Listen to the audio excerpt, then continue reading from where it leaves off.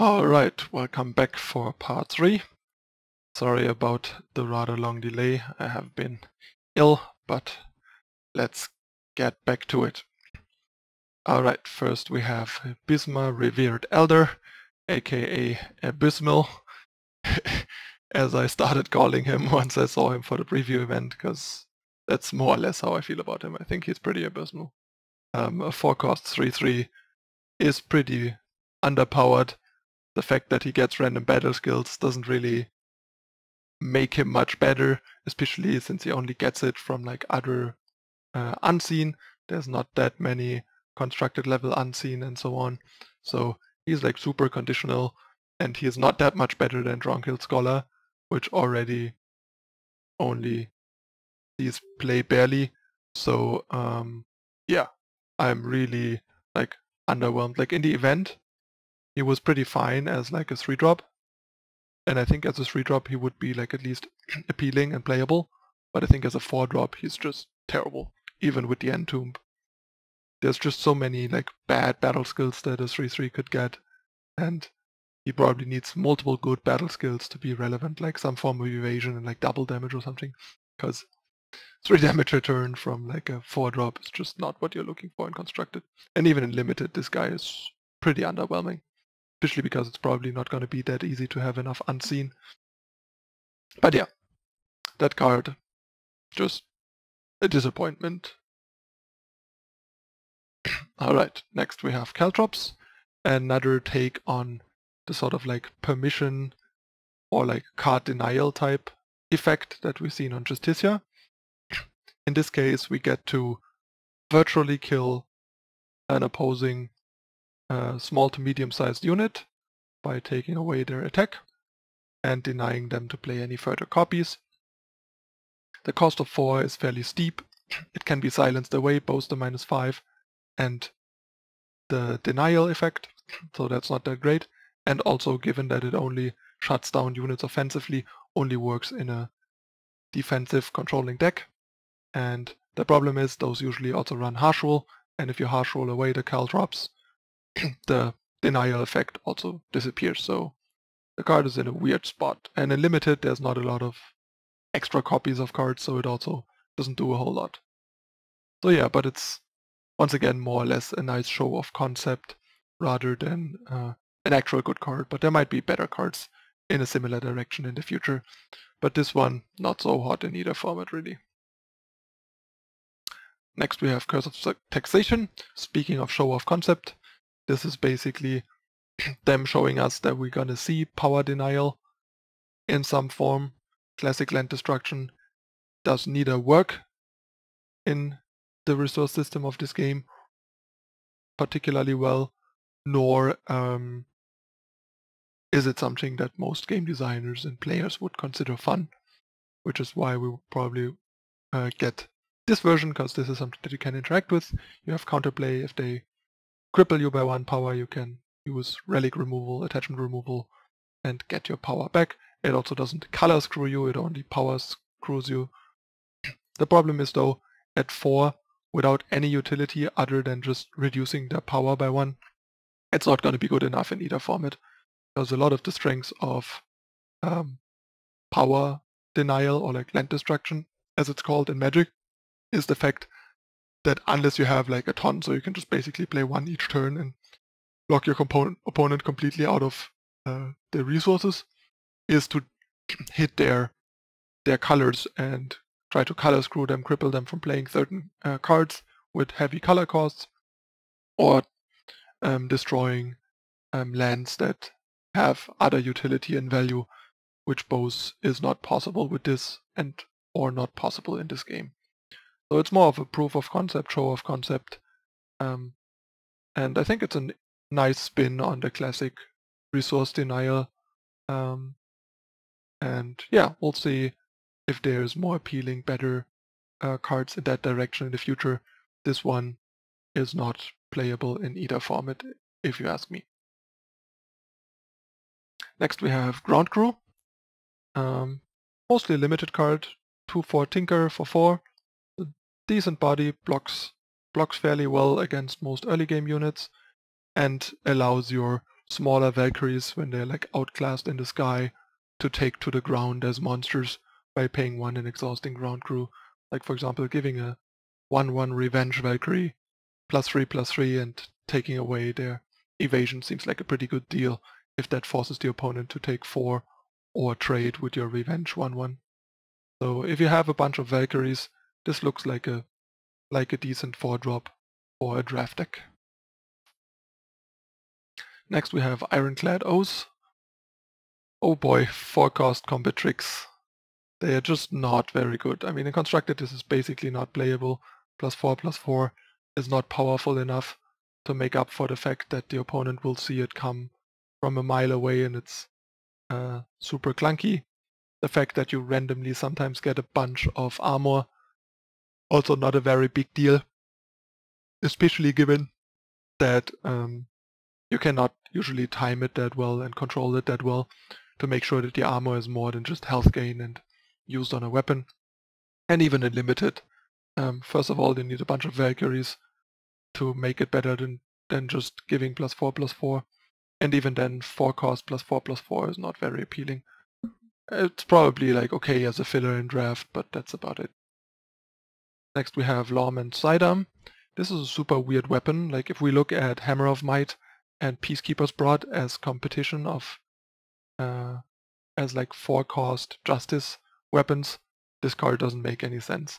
It has the same stats as Peacekeeper's Brood and then has this weird value power drop ensure summon effect.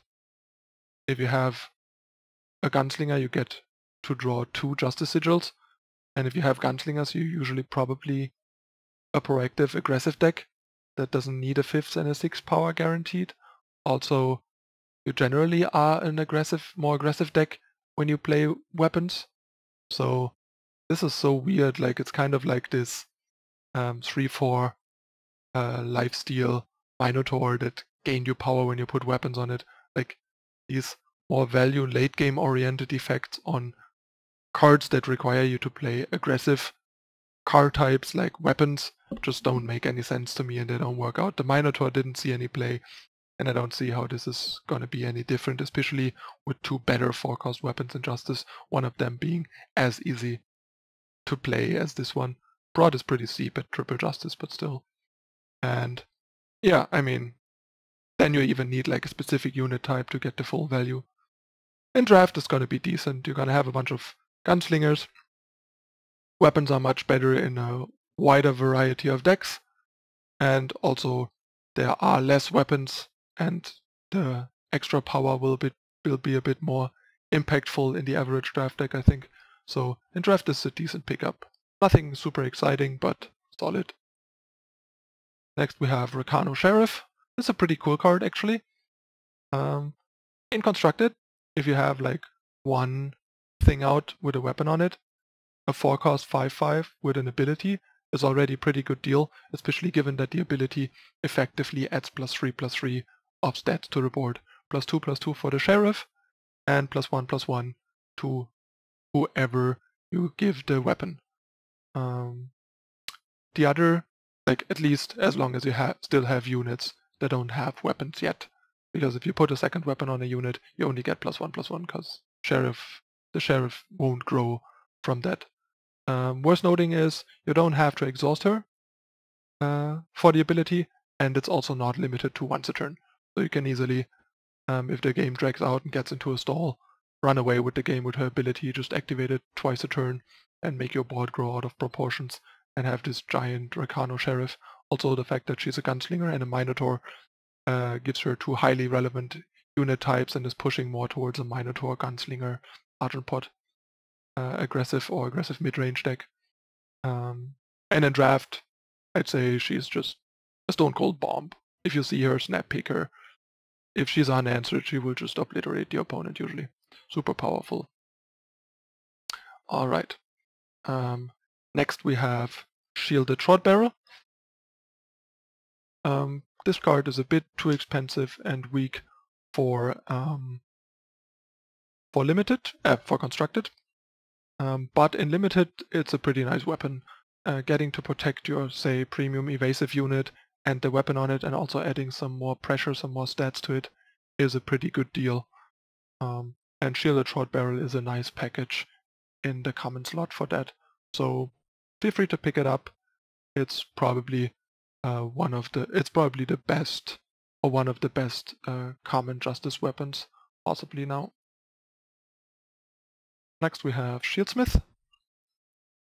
Shieldsmith is kind of an interesting card.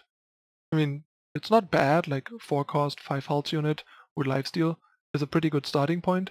It's a bit conditional, but the unit looks more like a defensive mid-range or controlling unit anyways, and then you usually have the time to just build up some attack on it by losing some armor or just using relic weapons to aggressively lose your armor, and then turn this into a lifesteal monster to either just dissuade the opponent from attacking at all, or just using it to pressure the opponent and build up a life polster to just make it really hard for the opponent to end the game before you overwhelm them with your late game, basically.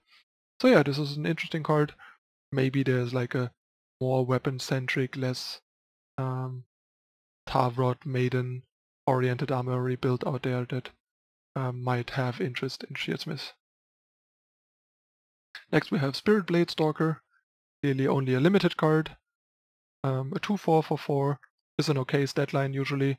Unseen might be a relevant unit type, and turning Spirit Blade Stalker into a 3/5 lifesteal the turn after, especially if you factor in combat tricks and weapons, can make this a pretty annoying and strong common for your opponent to beat. Next we have Valkyrie Bodyguard, another bafflingly underpowered card. Basically a 3/4 flying for 4 would already be in the uncommon slot a bit underpowered by today's constructed standards, I would say. And then having this hefty condition of only being able to attack when you have armor is super weird. Like even in limited this card is a bit underpowered, but in constructed this card is just like, wow, bad.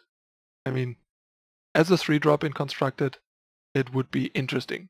Still tricky because the condition is pretty hefty, but a 3/4 flying for 3 with a downside would match up reasonably well in power level to, say, Valkyrie Enforcer. But yeah, at 4 the card is just a joke. And in limited, I'm not going to be excited about it, but if you have enough armor to support it, or just need some defensive unit in the air to hold down the skies, Valkyrie Bodyguard might be your girl. But yeah, it's just the card. Some of these cards are just so weirdly overcosted and underpowered and so conservative that it's mind-boggling to me sometimes. And last but not least for this part of the series, we have another bomb legendary, a melee Cloud Marshal, the Justice legendary of the 5-cost legendary cycle. Triple Justice, triple influence like all of them. In this case we get a 4/8 flying, and the proliferating ability gives us a 1/1 Valkyrie with flying that grows by +1/+1 every turn. So basically, if a melee is super hard to kill, can basically only be killed by hard removal, and is really good at attacking even into opposing flyers, since usually at least can attack and survive and make another Valkyrie and grow his ability. And the card is pretty powerful at running away with the game unanswered by generating like some serious value every turn he attacks. So definitely a bomb. The only problem is there's a lot of competition in the 5-cost slot in Justice-based decks, so it has to be seen where and what the best home for Amelia is, but power level wise the card is definitely a constructed staple level type card. And in limited, not much to say here. It's a stone cold bomb, just snap pick it. I mean, you're gonna pick it anyway because it's a legendary, but it's also a bomb legendary for limited play, so you can be excited about seeing this for your deck down the line in draft, because Amelie will basically win every game. You drop him and he's not immediately shut down. Alright, that's it for the third part of the Justice review. I'll wrap up the series later with the final part. Sorry for taking so long with the holidays and me being ill and stuff. It really got dragged out a bit. Plus I had some technical difficulties. This is probably like the third time that I record this, and it just has been a pain. And I hope the rest of the series will go smoothly from here on out, and we'll just get it up in the next couple of days, hopefully before New Year's Eve. Alright, fourth and final part coming up next. Stay tuned.